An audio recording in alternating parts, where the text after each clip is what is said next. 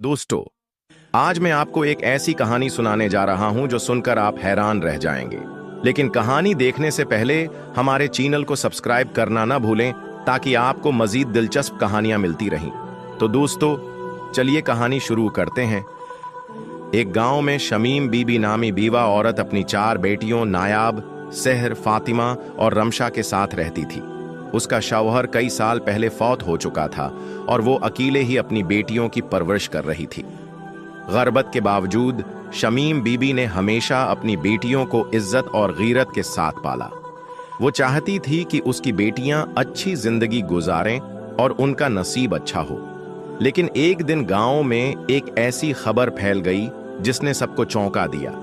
लोग हैरान होकर एक दूसरे से पूछ रहे थे, शमीम बीबी की 4 बेटियां हमला हो चुकी हैं।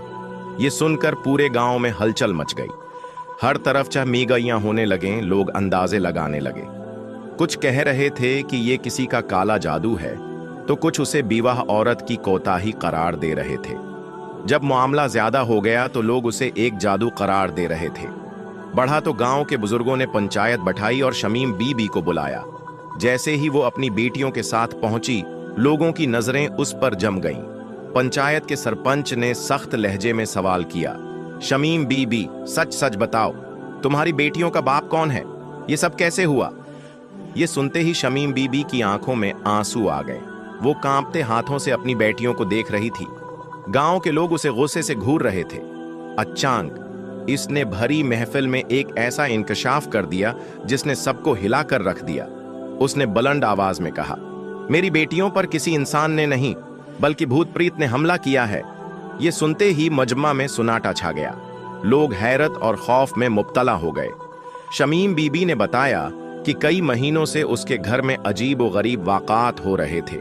दरवाजे खुद बखुद खुल जाते, चीजें अपनी जगह से गायब हो जाते और रात को खौफनाक आवाजें आती थीं। बेटियां अक्सर कहती थीं कि वो रात को किसी के साए देखती हैं, लेकिन शमीम बीबी समझती थी कि यह उनका वहम है। लेकिन फिर कुछ दिन पहले एक रात जब सब सो रहे थे, अचानक बेटियों ने चीखना शुरू कर दिया। जब शमीम बीबी दौड़कर उनके कमरे में पहुंची तो वहां कोई नजर नहीं आया, लेकिन बेटियां बेहोश थीं। जब उन्हें होश आया तो वो कांप रही थीं और खौफ के मारे कुछ बोलने के काबिल नहीं थीं। ये सुनकर कुछ लोगों ने उसे वहम करार दिया, लेकिन गांव के एक बुजुर्ग ने कहा, यह मामला आम नहीं लगता, हमें किसी आलम या पीर से रुजुआ करना होगा। चंद दिन बाद गांव के एक मशहूर आलम को बुलाया गया। उन्होंने जब घर में कुरान पाक की तलावत शुरू की तो अजीब व गरीब आवाजें आने लगें। आलम ने बताया कि इस घर पर जन्नात का साया है और वही उनकी बेटियों को तंग कर रहे हैं। आलम ने कई दिन तक दम किया, घर को पाक किया और कुछ वज़ाइफ दिए। आहिस्ता आहिस्ता हालात बेहतर होने लगे और बेटियों की हालत संभल गई। पूरे गांव को यकीन आ गया कि ये कोई दुनियावी मामला नहीं था, बल्कि गैबी मखलूक का असर था। आखिर में शमीम बीबी और उसकी बेटियां एक और गांव मुंतकिल हो गईं ताकि वो सुकून से जिंदगी गुजार सकें।